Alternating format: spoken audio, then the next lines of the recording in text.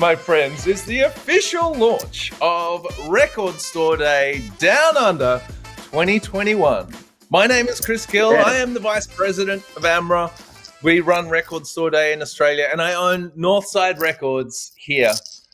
This interview is taking place on the stolen land of the Wurundjeri people, and we'd like to pay respects to elders past, present, and future, and acknowledge that this land was never ceded, and it always was and always will be Aboriginal land. I'd like to introduce you to our very special guest today. We have last year's ambassador, Ross Wilson, who is a legend of Australian music with Daddy Cool, Mondo Rock, and of course the Ross Wilson experience, which never stops. He was last year's ambassador, and he'll be officially handing over to Nay today. And then, of course, we have the one and only Napalm, lead singer of Hiatus Kaiyote, an incredible performer. In fact, Australia's only Grammy-nominated R&B soul artist, not once, but twice. So, yeah, congratulations. And thank you very much for joining us, you guys. Thank you. So tell us. Yeah. A pleasure. So, Ross, you were the ambassador for 2020, and that was a tricky time, actually. It was a deep lockdown for Melbourne, especially. Yep. The rest of Australia was a bit more opened up. But you had a tough one in that you had 3 record store days to deal with. I did, and it hasn't. Look at here we are again. Maybe it's my fault, you know. Record store ambassador, and every time I come on, you got to lock down. I know it. It's not your fault, Ross. I promise you that. It's anyone but your fault. And you did a sterling job last year. It was a brilliant record store days, in fact. And the reason they were split up was to sort of diffuse the amount of people and like getting together. So it's sort of for good reason that it's done. And this year, at the same time, we have, America Record Store Day has decided to split it up into 2 different days. So the 2 days are June the 12th and the 17th of July. So, I mean, that's the reason. The day split's just because of the virus. Yeah, of course. Yeah. I was confused with that. I'm like, what? Since when is it multiple days? But yeah. You know, multiple days means extra records. Well, there's that. And there is a lot about, you could say it's because people love to talk about records. I mean, have records played a part in your guys' lives? I mean, Ross, I believe you've been a big fan of records. Well, that's where I started. You know, I started back in the days of singles in the 60s. That's where I put out my first record officially. And on our own label, we had a Mojo label right here in Melbourne because we couldn't get a record deal, so we just made our own record. That's what people do all the time now, but they didn't do it so much then. And we got on the charts, so, you know, I was hooked from then on. So that was my schoolboy band, the Pink Finks. Oh, the Pink Finks? Yeah, and then I morphed into the Party Machine. We only ever put out one single, but it was a very important band that spawned not only myself, but also Ross Hannaford and Daddy Cool, and also Mike Rudd from Spectrum and Ariel, who went on to make heaps of albums, you know. So that's the Party Machine was actually a very important band. That's where we learned how to write songs, and that pretty much spawned everything that's come since, you know. So vinyl. Hey. And in there in my lounge room where I'm pointing over there, I've got a jukebox full of singles that I've 45s? collected. 45s. No. And, I'll show you. Give you a look at it. Yeah, I want to see that. Give us a tour. So have you kept all your records, Ross? Yeah, I've got shitloads of records. To official measurement. See that? Yeah. Oh, look at that, people. Wow. They're playing a lot of blues on the first page there. Wow. Howlin' Wolf. Yeah, John Lee Hooker. Stuff I've collected over the years. And amazing. Matumi, Juicy Fruit, one of my favourites. Oh, really? Juicy Fruit. Wow. That's the best. And this column here, they're the only white acts that are on the jukebox. Oh, who made it? Sticking on the end. Yeah, that would have to be like a custom job, right? Yeah, can you see that? Godzilla Blue Oyster Cult. Not because I like Blue Oyster Cult, but I love Godzilla. Right. Me too. I actually have a Godzilla record that's like all the music from it from like the 60s or something. Yeah, cool. And then because I'm married to a beautiful Greek woman, I've got Norbert's theme. Rocks. Oh, wonderful. Right next to Ring by Junior Walker. So we cover bases. And there's a lot of instrumentals. I used to have a lot of them. So I love rocking, the instrumentals too. So beautiful. That's my jukebox. And it's a new jukebox. You can actually Bluetooth your phone playlist through it if you want to. Oh, really? Pretty cool. Yeah, that's my so baby. Very futuristic. Wow, retro futuristic. Yeah, that's incredible.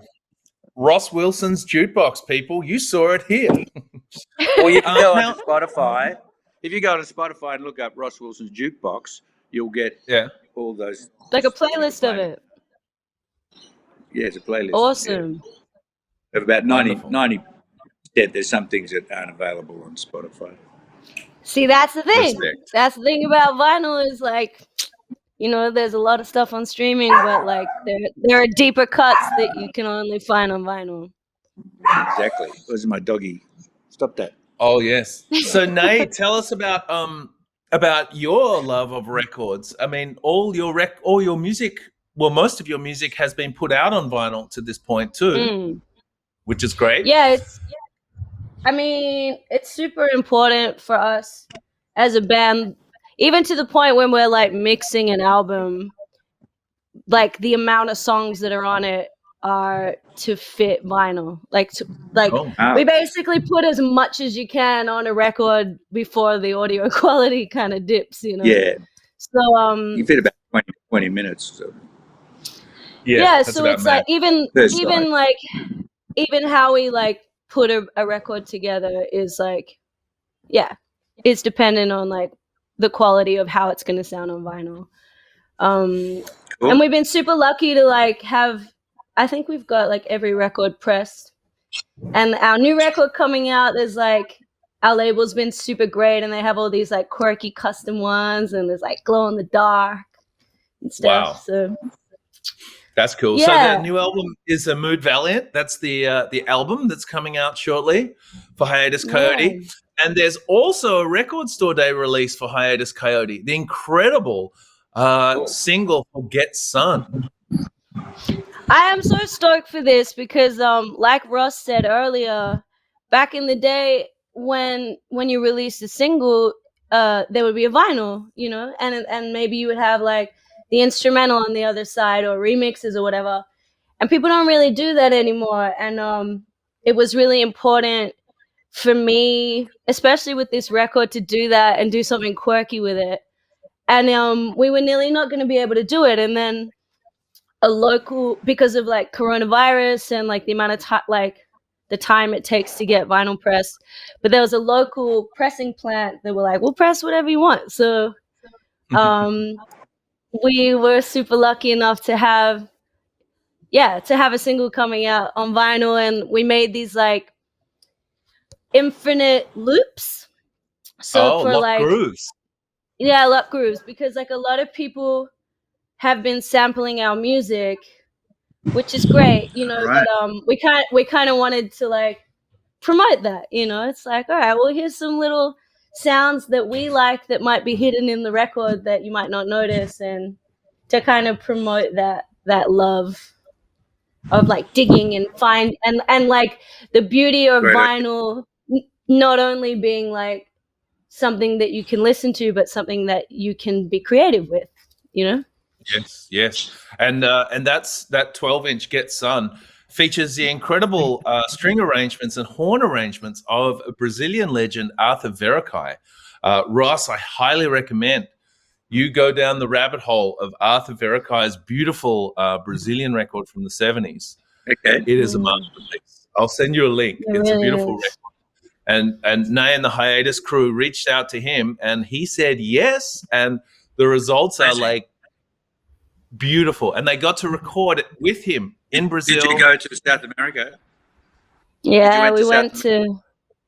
Yeah, he has this beautiful studio in Rio, and it's just like all velvety analog gear. It's been there since the 70s, and we flew over and he did the arrangements, and we're all like crying in the control room because it was so beautiful.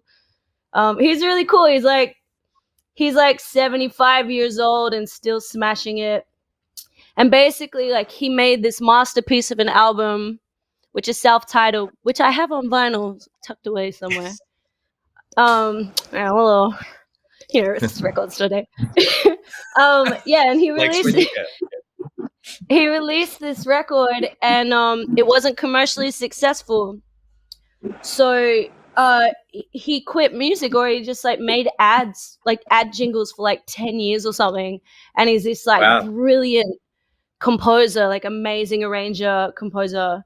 And then when the origin, like when hip hop was coming up, a lot of artists were sampling his music. And there's an interview with him, and he's like, "Oh, these Americans were like talking over my music, and then I got paid for it." Like he didn't know what rap was. He's like, "Why are they talking over my music?" That's really funny. But he had like a resurgence because of hip hop, because of the culture of like record digging and sampling and stuff. So so I just thought it'd be really cool. Rather than sampling him, I'm like, let's like find him and see if he'll do an arrangement, you know? So so we went to Rio, and it was really amazing. What's some beautiful places in the world that music has taken you, Ross? Well, I've been to America many times. I actually really like America. I don't like what's happened to it, but I like the place and a lot of people. And have you ever been to New Orleans? Yeah, I've been there a couple of times, and both times had a fantastic time. Just it's the kind of place where things just you go, wonder what's going to happen. I don't know anything about this town, and you just have an incredible time by accident. It's fantastic. Yeah. So there's a lot happening there.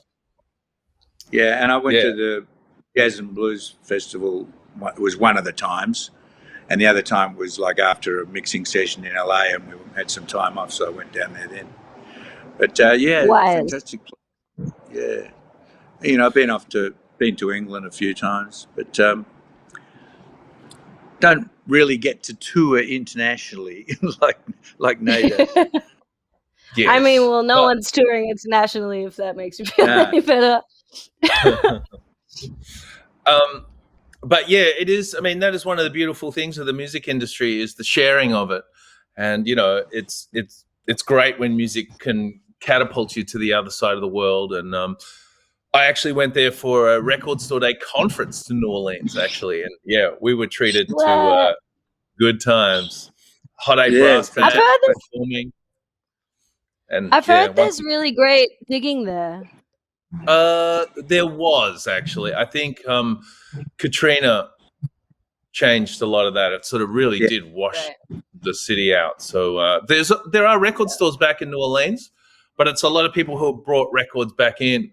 I'm good friends with Matt, who runs Domino Sounds. There's some great record stores in New Zealand.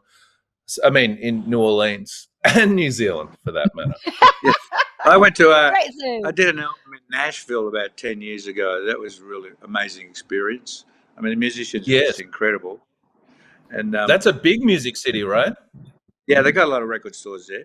They got a hip part of town, East Nashville, and I scored a couple of good things there. Yeah. Doesn't Jack White have a? I think he has a pressing plant there as well. He got everything. Yeah, he's got everything. Oh, speaking of pressing plants, we should shout out. Nay was talking before about Program Records, the newest pressing plant in Melbourne. So that makes Melbourne have 2 pressing plants, which makes it one of the only cities. Is that Gil Matthews' place? No. Well, I think Gil was going to help them with maybe cutting the records. Mastering, yeah. Mastering. But, yeah, I don't think he is at the moment. I think they might be going offshore. But it's run by Dave, who runs Crumpler Bags. And then there's the other one, which is Zenith Records, which has been around for a long time. And that makes Melbourne a very unique city in that we have 2 pressing plants. So, pretty proud of that.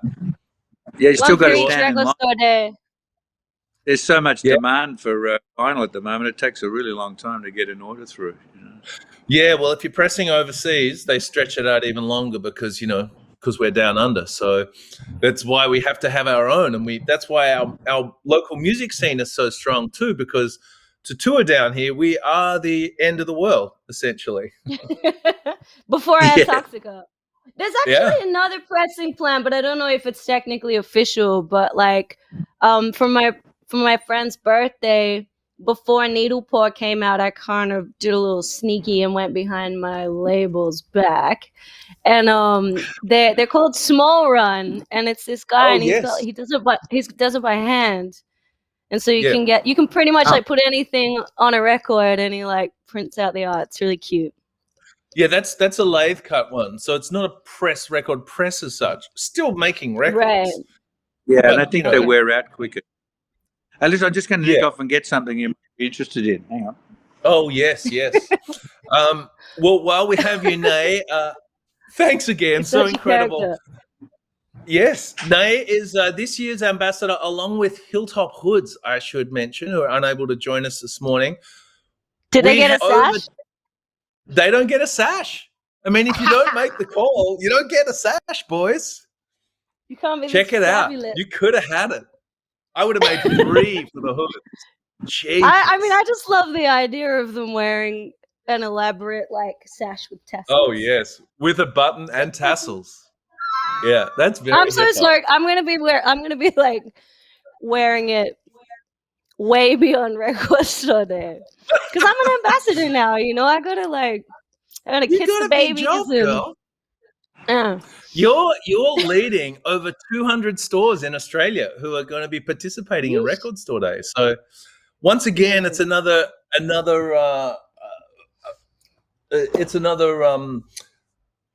incredible turnout of stores. It's a record, in fact, 200 stores. So is it? That's pretty awesome. First time ever? Yes, I think first time over 200 stores. So be interesting to see what it was like. Does that mean that there's more record stores, or is it more people are signing up to do it? No, more stores actually. Yeah, because stores are sort of they're coming up with the funk. They're realizing they're like, oh, I'm jumping on board this. This is good times. Yeah. So yeah, sick. It is. It's a growing thing. And Ross in the house. He's going to collect some treasure. This year is the 50th anniversary of the record that really gave me a foundation, and that was Eagle Rock with Daddy Cool, song I wrote with Daddy Cool. And that was actually number 1 at this time of the year in Melbourne 50 years ago, and then national. Wow. That was it came out the day I was born, pretty much. There you go. And so a couple of weeks ago, I got a thing arrived in the mail, and it was from one of the guys that used to run the label Sparmac that Eagle Rock was on, and Daddy Cool's album and the rest of it. And he said, you might like these because it's... and he sent me the original, that's like a stamper. Is that gold? Wow. That they stick on the machine and stamp the records with, but each one only lasts about 500 records. So they've got a stamper, and they've got this other thing called a mother that they make the stampers off. So he found a bunch of spare ones, and that's like the mother. So I could make copies of Eagle Rock if I wanted to. Amazing. Well, there's two pressing plants in Melbourne you have access to. Well, I have to be a bootleg. You can't else bootleg a bootlegger. Yeah, and that's and an original that's the original label. Like, Oh wow, You got that's everything you amazing. need. You got the stamps. You I got got the everything. I labels. got that. Make a copy of that. Fantastic. So that was really amazing. I think John McDonald was his name, and I was really touched by that, because I think that's an Yeah, extraordinary artifact. You know? That's for beautiful. That's sure. beautiful. Yeah. Do you ever get to play that song out live? Do I ever? Ross? I played every night, man. Oh wow. People would get really How do you- annoyed with me if I didn't. It's a But I love tricky playing thing, it. isn't it? Yeah, no, I It's love playing that song. It's a kind of if you ever listen to the record, it sounds really easy, but it's actually quite hard to play it well. And every time I hear someone else play it, it's like, it's a terrible. train wreck it. And then, but when I play it with right guys, it's sort of like a Zen exercise. It's one of the few songs which I never ever want to mess with and sort of try to change, because it's just sort of beautiful the way it is. So Yeah, it's an exercise in getting it great every time. that's wow. awesome. And people jump up, they all jump up and dance around the room, and that's the main thing. Well, I guess that's the thing, is like once you've made music and it becomes a record and it lives with people's life experiences, it's like it's not really about you anymore. And so it's like if you can give somebody the joy of like seeing their favorite shit live, then it's kind of worth it.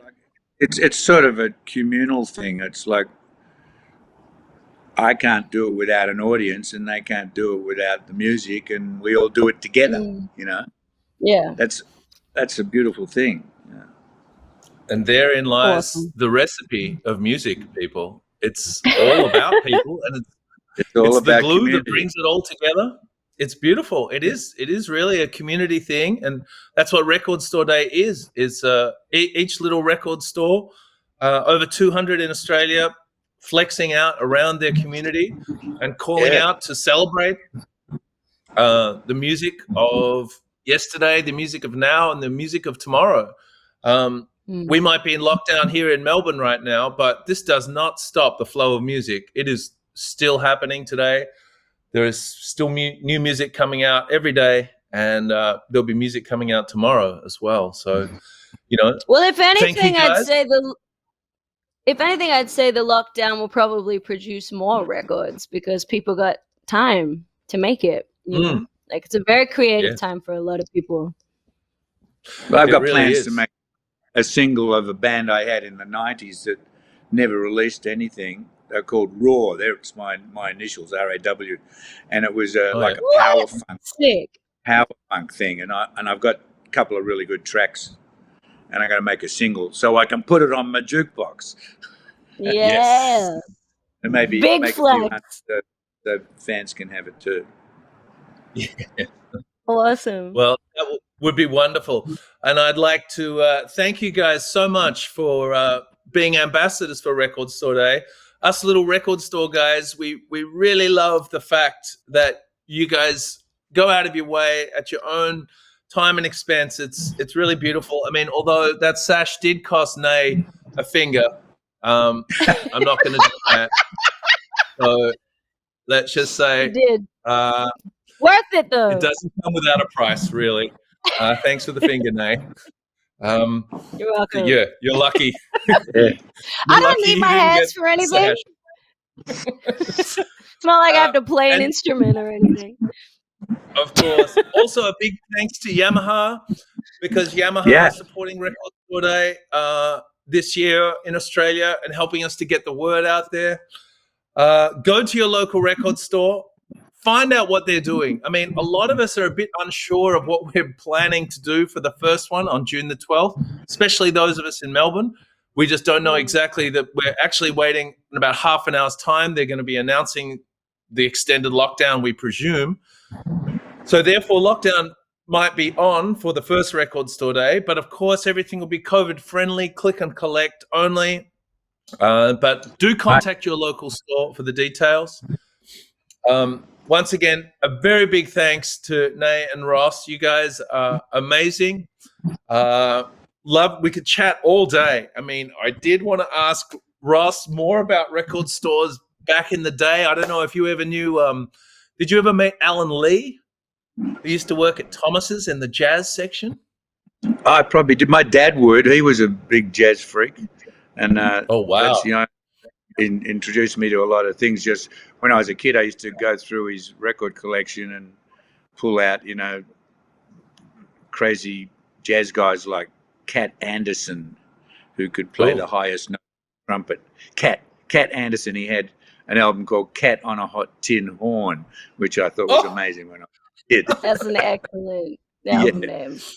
Yeah, and my dad had all these. My dad had a lot of 78s from when he was a teenager, like before the Second World War. And so I got to listen to like very early, like Louis Armstrong, Hot Fives, and all that, and boogie woogie records. You know, like Peter Albert Ammons and guys like that. And I go, gee, this boogie woogie, that's just like Jerry Lee Lewis. You know, so I was able to like put together that it all came from one place. Rock and roll was the same thing.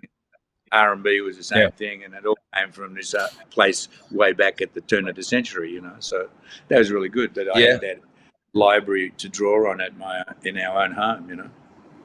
And so many formats over time for record stores too. I've even got a band that have released their record on hot sauce, tofu roll. Shout outs. Wow.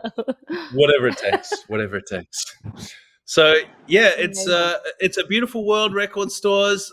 Please go out of your way to find out what's happening in your local record store. We don't have over 200. There's none. They're all on the north side, and I'm in Port Melbourne. Nothing. There's nothing in South Melbourne. But I tell you what, there's a lot of There's a lot of shops for lease, so you should do a pop up. Get out there. There was people. one called like Licorice Pie that used to be in like Paran. I don't know if they're still there though. They've moved to Collingwood Yards, across the road from you, Nay. Huh. There you go. And now there's a map. You can get yourself hands on the Diggin' Melbourne map, which is. Is there any in Port Melbourne? Is it Port Melbourne? I'm not seeing it. Paran, Windsor, Malvern, and Kilda. South Melbourne, Port Melbourne is not good right now, people. Nah. What about South Melbourne? We're looking at the map here, and no dice. Nada. Sorry. But a big opening. That's a gaping hole, people. If you're in Port Melbourne and hole in the market. You want to sell 45s, I know a guy who might help you out. Or this way? I don't know. Yeah. Well, thanks very much again, you guys. That was a beautiful chat. And yay for Record Store Day, June the 12th and July the 17th. 14th Record Store Day. Incredible times.